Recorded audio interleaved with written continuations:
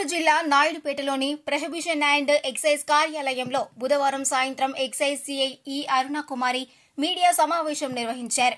ఈ సందర్భంగా excise CI మాట్లాడుతూ కల్తీ మద్యం నిర్మూలించుటలో భాగంగా ప్రభుత్వం ద్వారా విడుదల చేసిన ఏపీ ఎక్సైజ్ సురక్ష యాప్ను నాయుడుపేట ప్రొహిబిషన్ ఎక్సైజ్ స్టేషన్ పరిధిలోని నాయుడుపేట, ఓజిలి, పెళ్లకూరు మండలాలలోని అన్ని మద్యం దుకాణాలలో విక్రయాలు నిర్వహించుతున్న లైసెన్స్ దారులకు, నౌకరు నామదారులకు యాప్ను ఇన్స్టాల్ చేయడం జరిగిందన్నారు.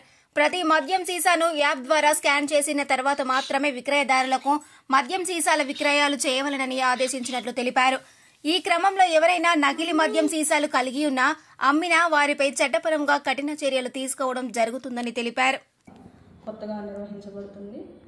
పెళ్లకూరు మండలంలో 3 మద్యం షాపులు, అలాగే ఓజిలి మండలంలో 3 మద్యం షాపులు నిర్వహించబడుతున్నాయి. ఈ మొత్తం 21 షాపుల్లో కూడా గవర్నమెంట్ వారు కొత్తగా ప్రవేశపెట్టబడిన ఏపీ ఎక్సైజ్ సురక్ష యాప్ని ఇన్స్టాల్ చేయడం జరిగింది.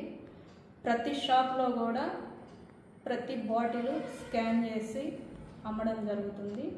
ప్రతి షాప్లో కూడా మేము కూడా స్వయంగా యాప్ ద్వారా స్కాన్ చేయడం జరిగింది. ప్రతి బాటిల్ని మన పరిధిలో ఎక్కడా కూడా నకిలీ మద్యం బాటిల్స్ కనుగొనబడలేదు.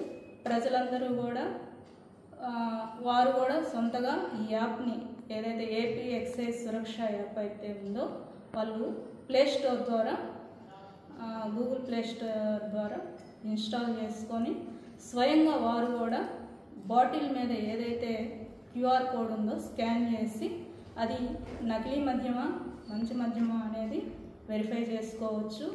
ఎవరు కూడా దాని గురించి భయపడాల్సిన అవసరం లేదు. ఈ పరిధిలో ఉన్న మా పరిధిలో ఉన్న అన్ని షాపుల్లో కూడా ఈ యాప్ ద్వారా మేము సేల్ నిర్వహించడం జరుగుతుంది.